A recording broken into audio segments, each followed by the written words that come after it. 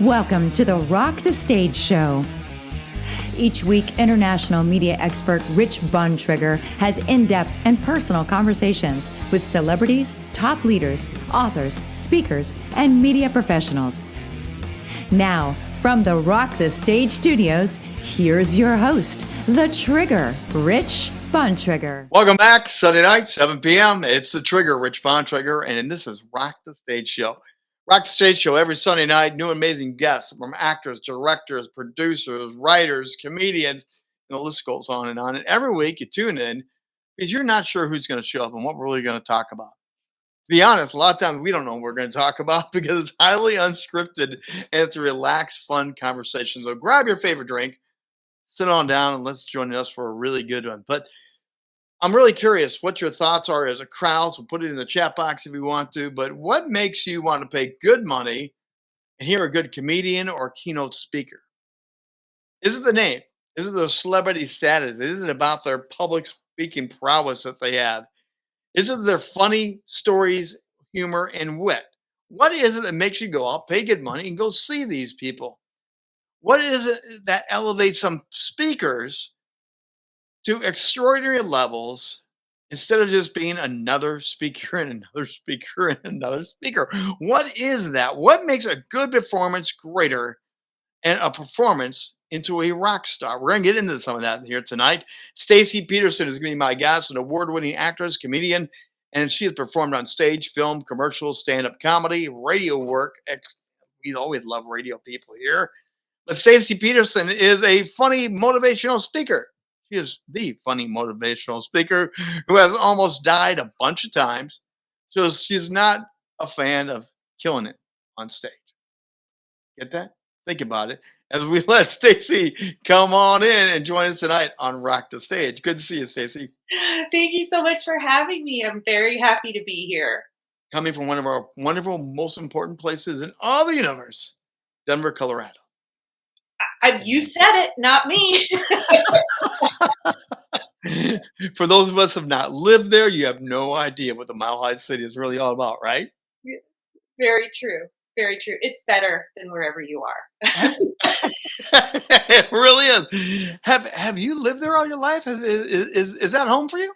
No, I grew up in the middle of nowhere in Oregon, and then I lived in Colorado Springs for 26 years, and then I moved a couple years ago up to Denver. Never looked back. There's so much to do there. Yeah. And you're just a hop, skip, and a jump to the mountains. I mean, Yes, and I love watching other people be so outdoorsy. So you're not the one that's going up the Vale and Vamp, and you're not grabbing a backpack and hiking 10 miles in a weekend. No. I walk a mile or two, and then I need to sit down and have a margarita. Well, Stacey, thanks for taking the time. We're going to get into a great conversation here because this whole idea of performance and what makes the if factor, what makes people stand out. But you really talk about something that I talk about, and people don't like it. So I'm very interested. But you talk about you've traveled the country, you've seen great speakers, but a lot of times they're boring. They're absolutely painstakingly boring, aren't they? Yeah, they are. What a downer, Rich. Thank you very much. We can go home now. What is it about that? Does it drive you crazy as I do to see good leaders, good speakers, and it's just dull, empty? Well, I feel like it's missed opportunity because a lot of times the content is very good and it's excellent, and they may even have really good presentation skills, but it's a missed opportunity to really engage with the audience and get them on board and for them to remember. Like, that's one of the key things I think about being interesting or funny or just storytelling, anything like that, is that we remember things way better than just facts. Like, nobody remembers anything they learned in world history in second grade, right? But you remember that one time on the playground when someone was mean to you because there was an emotional piece to it. Yes. So facts versus emotion. That's usually what's missing. Now, like I said, you've been on radio, television, you've done a lot of variety. Which came easier for you? The comedian stuff, acting stuff, the scripted versus non-scripted, which came more natural? Ah, that is a good question. I am gonna say it started as scripted. I'm going to say scripted acting because I have a degree in theater, Yep. and I stumbled into comedy by complete accident. And I was good at improv, but I really needed that structure to be able to understand how to put a character together, all that kind of stuff. And now I love the unscripted and the speaking because I get to use my own words and do it my way without a director telling me what to do. When you went through that transition, was it nerve-wracking? Was it kind of fun and adventure, or was it like, I'm not sure how far I want to go with this? What was that transition like? Sure, it's brutal. There was just so much I didn't know. I didn't know anything. I didn't know anything about stand-up comedy until I was 35. I didn't even know it was a thing. And then with speaking, I had no idea that was a thing. And that was a few years later. And so it was just learning, learning, learning, and so much failure. I did so many bad gigs, so many terrible events. I took anything that came my way. I drive like 8 hours to the middle of nowhere in Nebraska for $500 to fail in somebody's barn. Yeah. And so that's really, it was a lot of street smarts along the way. I actually did a couple house gigs, and they were corporate type people that but they wanted their elite people in the living room, and they wanted me there, and those were challenging Yes. because they wanted to engage and talk and interrupt, and I'm trying to do my set and things like that. Have you found it to be true that the more intimate sometimes is the more harder? Oh yeah. Like if I find out there's less than 30 people in the room, I'm already a wreck. Like I don't want to do Oh, it. It's always harder, I think, to do. Well, especially like if you're in front of like a coach or somebody and you're standing up in front of one person who's judging everything you're doing. oh, That's the worst. But the smaller groups are hard because there's energy, like that energy in the room, and it's kind of like when you watch a movie on your phone versus going to a movie theater where people are cheering and yelling and laughing. There's just a different energy. It's more fun for the audience members. And I think the same is true with those really intimate. I'm not a trainer. I'm a lot of times I get you're a asked. performer. You are a true performer. Yeah, yeah. I get asked to train and I tell them, I'm like, I'm way different off stage than I am on, and it's awkward for me and it's brutal for them. Nobody knows what to do with it. So Uh, I call myself a one night stand speaker. I go in, I give them an hour of their life, and then I get the heck out of there and I never want to see them again. that's awesome. That's awesome. Yeah, I'm Um, not one of those. I don't want to coach. I don't want to consult. It's not my gifting. so when you get off stage, are you an introvert more than you are otherwise? Do you literally change and shut down? Yes, very much so. And I've had to really work on beforehand, especially if I'm at a conference, because you have to sit and talk to different people or groups, or if it's a dinner keynote, then you have Yeah. to have dinner with them. And for the longest time, and probably even still, they were like, I would get two things. One was the people from the audience were like, we had no idea you were a speaker. You were so quiet, even though I thought I was talking a bunch. What I found out too was the meeting planners were nervous because they're like, there's no way she can get up there and command the stage. It's like such a energy shift, and I can't explain it. So I've had to work on trying to fake it, but it's still not great. Well, and again, I've heard of those speakers talk about the challenge of the meter planners because you're just trying to talk business, you're trying to talk setup, you're technology and ins and out and arrival. But the meeting planners are somehow talking to you about, I'm going to hear performance. So you somehow have to perform discussing business, but it's not your set. And a lot of speakers struggle with, how do I perform like this for securing my gig? Is that some of the struggle is to get up for that discussion? That's, you know what? I was just talking to somebody about that the other day. So everybody has different business models, and I know what I'm supposed to be doing. But I know if I get on a phone and make a call, I will lose the sale. Why So, is that? because I'm an introvert, I'm a processor. I'm not a good auditory learner, and so I'm thinking through things, and I'm not like this loud, instant, vivacious, high sales person. But if I can do it through email, I there's it's a way better chance of me securing it because I can add my humor to it, and I do. I add a lot of humor to and just nonchalant stuff to my emails as we're going back and forth. And so they're already laughing, they already know I'm funny. We already have like this down to earth rapport, and that helps me way more than doing this. Now Zoom's a little different, but definitely email is my personal uh, best mode of being able to communicate who I am. So before you jump to being a comedian, were you doing humor in your stand-up speaking, or were you staying away from the humor as a public speaker? So I totally stumbled into comedy, and then the comedy made me totally stumble into speaking. So I Oh, really wow. was an actor. And so I did a lot of acting and a lot of stage. And as I said, I have a degree in theater, a lot of stage. And then it's a long story, but I ended up not acting for 15 years with my first husband. And there's been two. I always like to say, why just do one more? It's always better. Just keep them going. Yep. So, I pick winners. So I um, I didn't act for 15 years, but I did writing scripts for other people, and they would come out funny.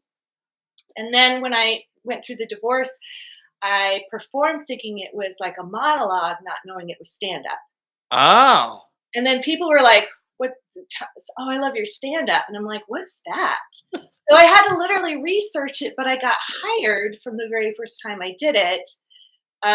And so then I was a clean comedian. And then I have a story of almost dying a bunch. And so then Yeah. people would ask me to come, and they're like, "We want you to be funny, but we also want to hear a message about, how you got through it." Yeah. So then I was a comedian with a message. And then I was at a conference in 2015 or 16. I think it was 2015. And one of the speakers pulled me aside and said, "You are not a comedian. You are a funny motivational speaker and do this thing called NSA." And I was like, "What?" And so I didn't know. That's how I learned about the speaking industry. I didn't know anything about any of it. All I So knew was so acting. you got pulled in the National Speakers Association. You got pulled in. Yes. Well, kind of. I was like, "What's this?" And I went to my first meeting, Yeah. and I walked out and I was like, "I don't know what that is, but I want that." And so by the second meeting, I dove headfirst in, and I had always wanted to get my master's and never did. So I thought, I'm going to treat this like a master's program. I'm going to learn everything I can for 2 years. And that's what I did. Well, and the NSA is a great place. Again, we both have been a part of it. We have so many mutual friends. It's a fraternity of great people. But going back to that humor stuff, you just said that you were a humorous public speaker, not necessarily a comedian.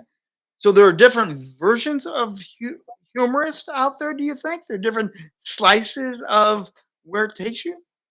I think so. So I think I do stand up Yep. so I'm a part of the Moms Unhinged. I tour nationally with them, the stand up comedy show. And Yep. there was definitely a difference between stand up and speaking. And it's a writing style as well as just the messaging. So with comedy, with stand up, they call it LPMs, laugh per minutes. Like when your opening like the standard is 3 to 5 to 7 laugh per minutes, the first 5 to 7 minutes of your set, and then at the end. I do that with speaking, but it is not that rapid fire. Like there's meat in there. Meat. There's meat in there. In between the laughs. But so there's substance in there sprinkled with comedy.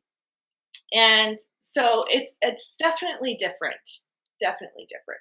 So, what's the biggest misconception between speakers and humor and performing on stage? Because I think of the humor side. Now, I'm sarcastic, I would be flippant, but I have no prescription on that stuff because it just feels fake. So mine is completely in the moment. I'll crack a joke because Bobby in the audience did something. I'll tie it into my act and I'll bring it out. But what's that misconception with the humor and speaker world?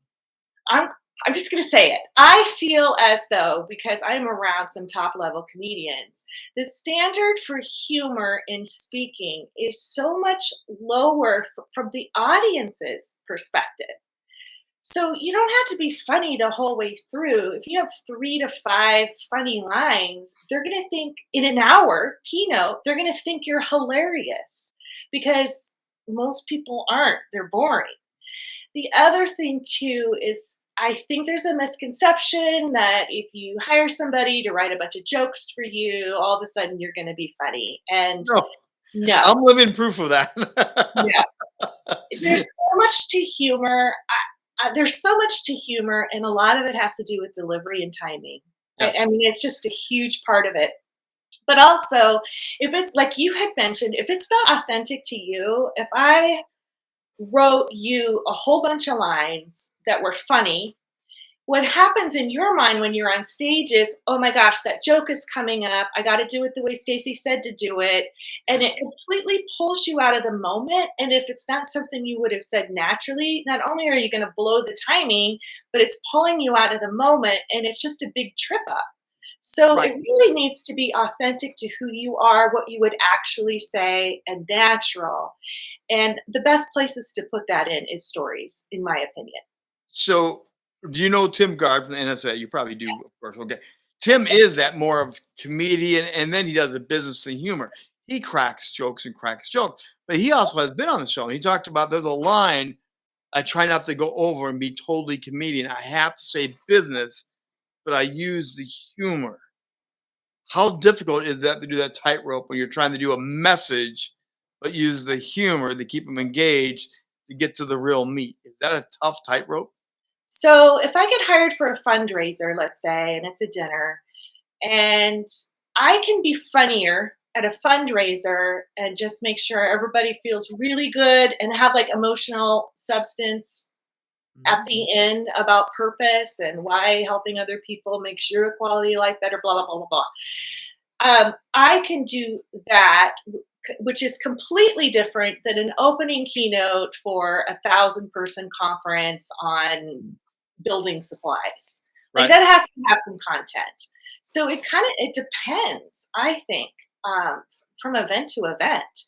So uh, that's why if you do want humor, well, I think for any speaker, making sure you can pick and choose different bits, or at least in the back of your mind, know, okay, it's 8 a.m.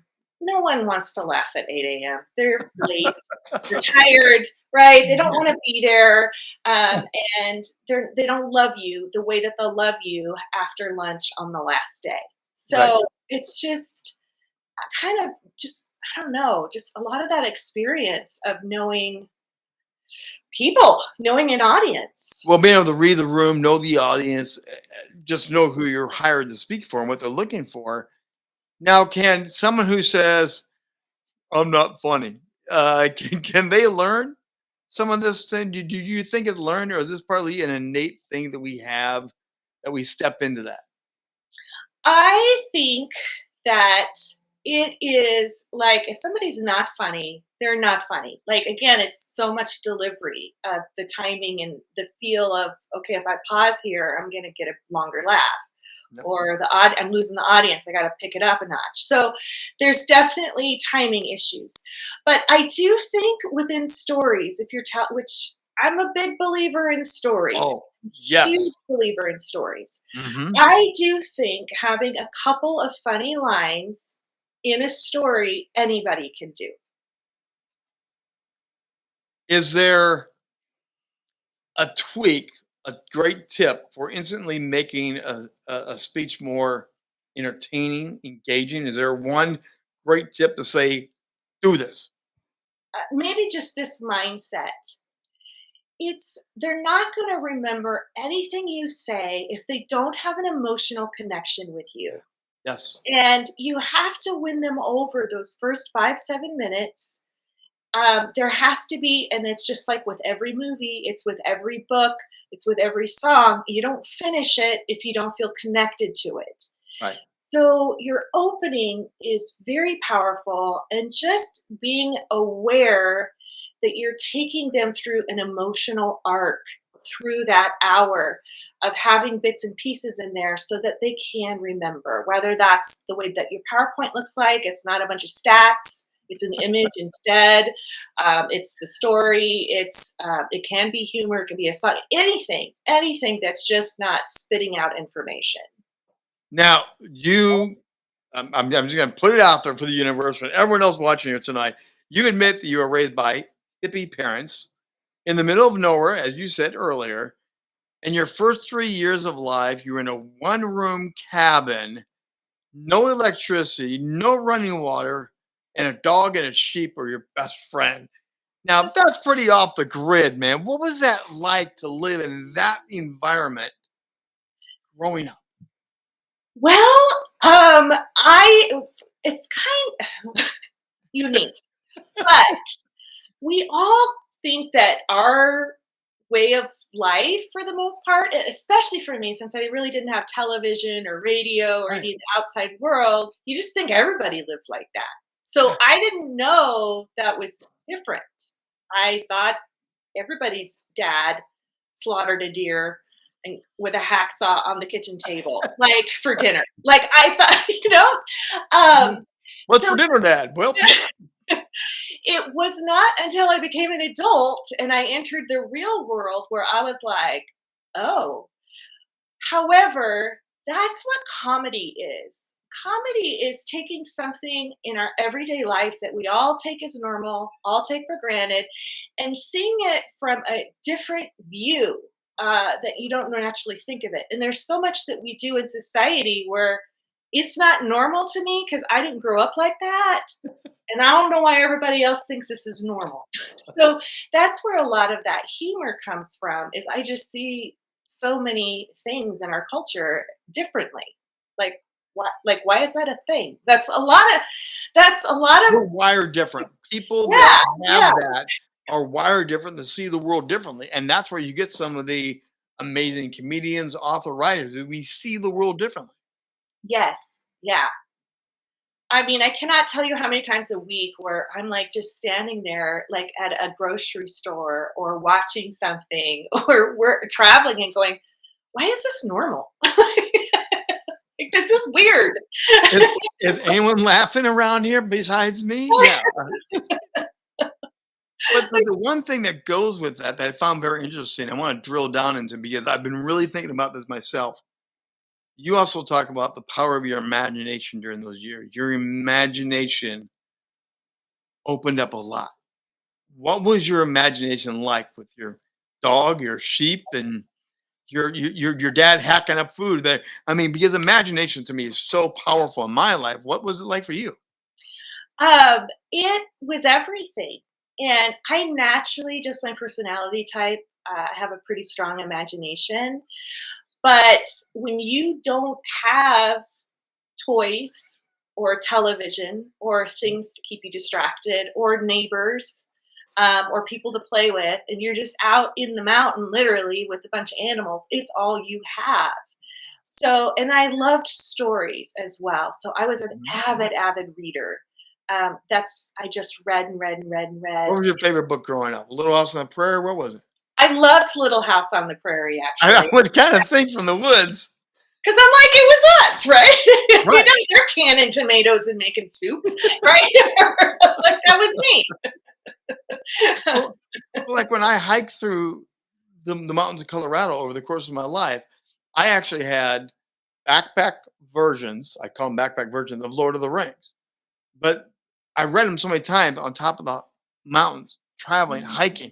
You know what it's like to read about the misty mountains that Tolkien wrote about while you're sitting on top of a mountain with the clouds and the fog rising in the morning? You swear a hobbit's going to jump out. And it's the coolest thing to let your imagination go there while you're reading the adventure and you're looking at the scenery. My mind always eats it up. It still does this day. Does your imagination help you on stage? Help you as a performer to today?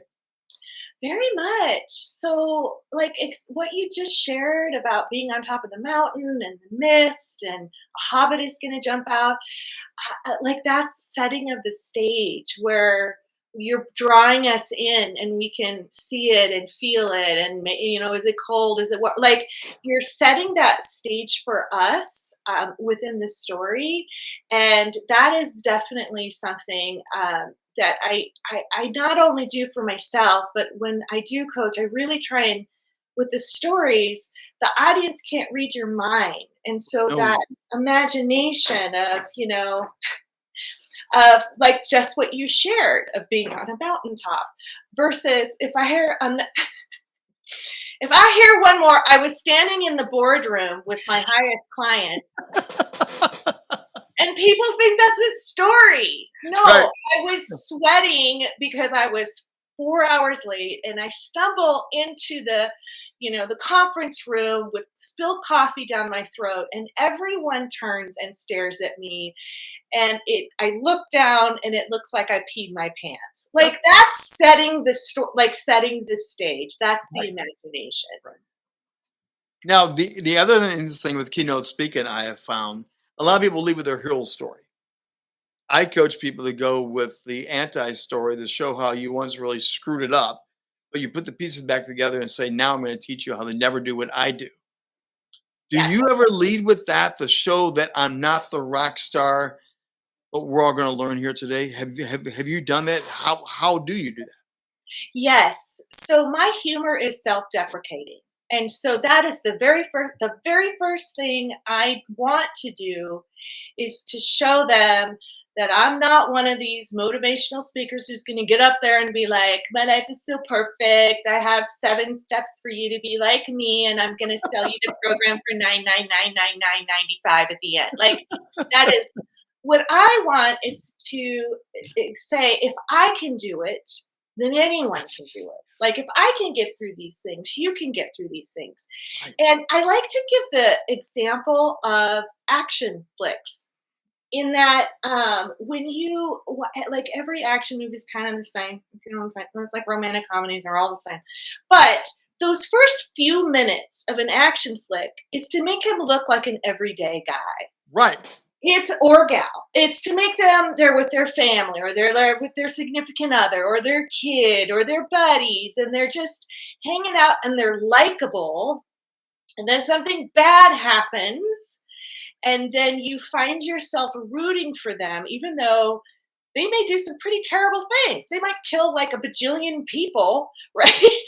But you find yourself rooting because you recognize yourself in him or her.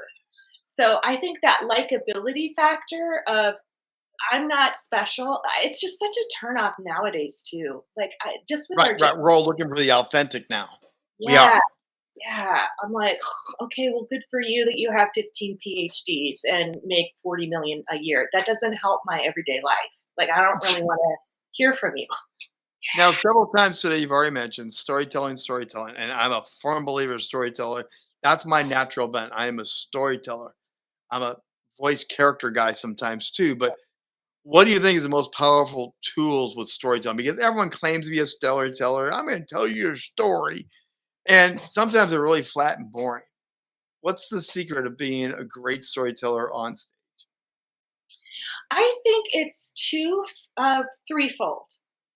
The first is what we talked about earlier, that setting of the stage. That's what Shakespeare did in all of his plays, because Yeah. Shows were in the afternoon, and every Shakespeare play opens with "Hark, so and so's doing such and such at such a time of day," because they had to give the setting so that people knew what was happening and where they were. And I think a lot of people miss that valuable setting of the stage so that we understand what's at stake and where you're Hmm. at. The second is that I believe that dialogue is always more interesting than monologue. And um, taking on a couple of different characters, and you have to do it right. Like you can't be turning or putting somebody Right. like you can't do it. That it has to be up and out over the audience with vocal points. It's a whole thing. But I think having a conversation is always more interesting than I looked at her and we were talking about blank, blank, blank. And then I asked her where she was. Well, it's way more interesting to be like, where were you? Right? Like there's Yeah. something there that's like it's just a different level of storytelling. And then the third is just really paying attention to the emotional arc. You can't start a story up here and you start a story down here, but it has to go somewhere. And a lot of times stories aren't that interesting are because there's no arc to it. There's no growth. There's no character development. There's no takeaway. It's just okay. I went to In-N-Out Burger and I got 3 hamburgers and ketchup in my car. Well, that's not interesting. But if I'm in a wedding gown, right? Right. In the back of a limo and I forgot to eat and I was so hungry. Now the story is interesting. Right. There's some things at stake and there's going to be an arc. So you're speaking of arcs now. A lot of great comedians will take you on a story arc, but you don't know they're taking you on a story arc. They will intentionally know I'm going to bring this bridge back and we're going to crack this into another joke, but it's going to remind you of the joke early. And by the end of it, everyone knows you're going to land the plane with that thing that ties it all together. Do you intentionally do those arcs with your humor sets? Some, yes. And also, even just the small bits in writing, that's a lot of times where you can do a misdirect, where the audience is following the story one way, thinking it's going to go this way, and then you take a right turn, a left turn, whatever. You just take a sharp turn to where they did not expect it. And those misdirects are really funny. Yeah. I mean, it just catches you off guard. So yes, both the overall set, but also within some of the bits, it's the same thing. It's still a kind of a story arc. Yeah. Now, always on Rock Save, you go a little bit more personal. So we just have to go a little bit more personal with Stacy Pederson here tonight. You've almost died a couple times.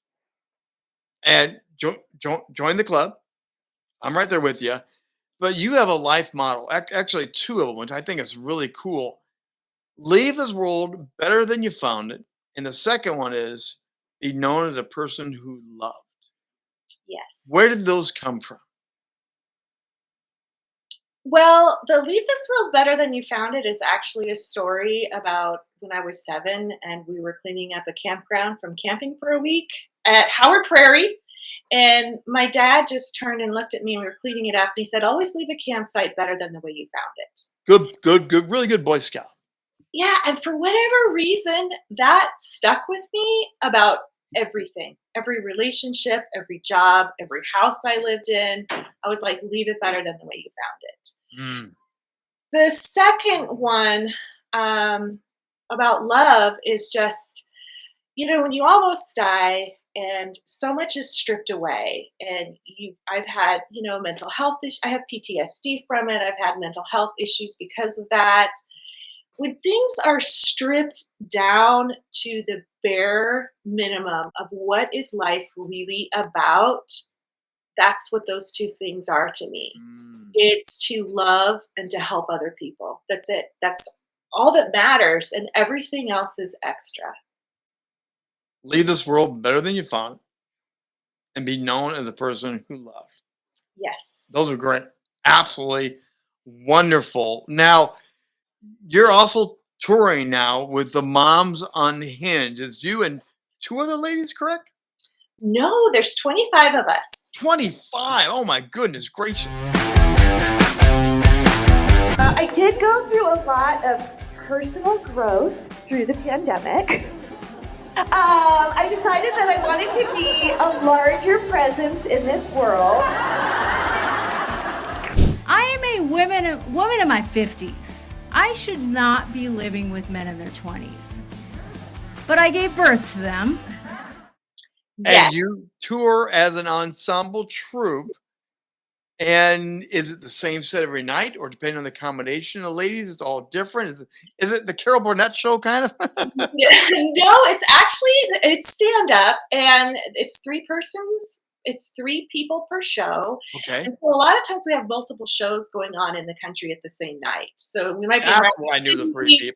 like where you are in DC, Texas, and they're all happening the same night, but with a group of different comedians. And then she'll rotate, Andrea Marie, she's the producer and the founder, she'll rotate who's with who and where, so that you get new comedians. Even if she's using the same venues, it's a different group that's coming through. And it's an amazing thing. Every comedian has to be a mom.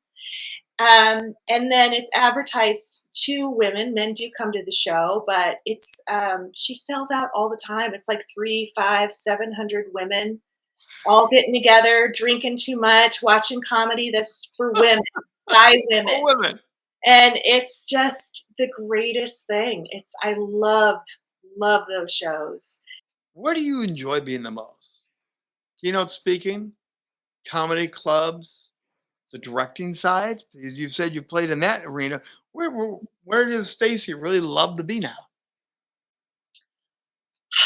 I would say, well, I've never liked clubs, but I love these Moms on Hinge shows, which are mostly done in theaters. And so I'm kind of back on the big stage. And I love that. I love that space. I can't say that I can choose. I'm going to say that keynote speaking, well, it depends on the audience. Yep. The keynote speaking, the coaching, they just all feed a different part of me. And if I had to choose, I don't know which one I would pick. And I love the comedy, but I like the speaking because I can give a message of hope and help with it as well. So that's fulfilling. So I don't know. Well, here's Stacy. If I want spaghetti, tacos, or Thai food, they're all like, I don't know. They're all good. I'll take the tacos and the pizza every time. Stacy, here's your website. What are they going to find when they hit that QR code and check you out? Well, that is my main speaking website, so you can cyber stalk it, and I do have some humor on there on the meeting planners page, which is a little bit what I shared about, like, my emails. I try and be funny. So the meeting planners love that. That's just a little speaking tip for you. It's just to have some personality with your stuff. There is a link on there for speaker coaching, which is a different website. So it'll take you to a different website. But that's how I promote my speaking. You are a social media junkie right now. You are everywhere, popping up with glam shots, fun shots, party crashing shots. You're having a blast with social media. How much of that engine is out of necessity and out of that's really Stacy too, and you love that? I would say 99% is out of necessity. Y'all heard it. That's what I was curious. Hurt, and I get my feelings hurt. So yeah. Like I just had a really mean comment on my YouTube channel this morning, and I was like, I'm sorry, I'll take it down. Yeah, thanks a lot. I'm like, it's fascinating because I could have done so much with social media had it been a thing when I was younger and I was doing all the acting things. Yeah. And I think now that it's so flooded. That's Stacy Pederson. You heard it right here. And by the way, it took a while to get Stacy here because she's so busy. She's so busy. We finally locked her in a room by herself with a microphone and said, Stacy, show up. No, we really love you, Stacy. Thank you for being here tonight on Rock the Stage Show. Stacy Pederson, again, comedian, actress. She's done so many different things, and she's still doing it all. You do want to check her out. Make sure you go to that website, and she's traveling the country right now. So make sure you look, watch for it, and Mother's Unhinged. That's going to do it for this edition of Rock the Stage Show. And I want to challenge you this week a little bit. Embrace your imagination. Have fun. Dream. Because trapped within all of us is a little kid. No matter how old you are, you're always still a little kid. And you never know how much of that might help you today, tomorrow, next week, whatever you got planned. We'll see you next week, 7 p.m. Eastern Time, for another edition of Rock the Stage. Right back here Sunday night with another amazing guest, highly unscripted conversation. We'll see you here for Rock the Stage.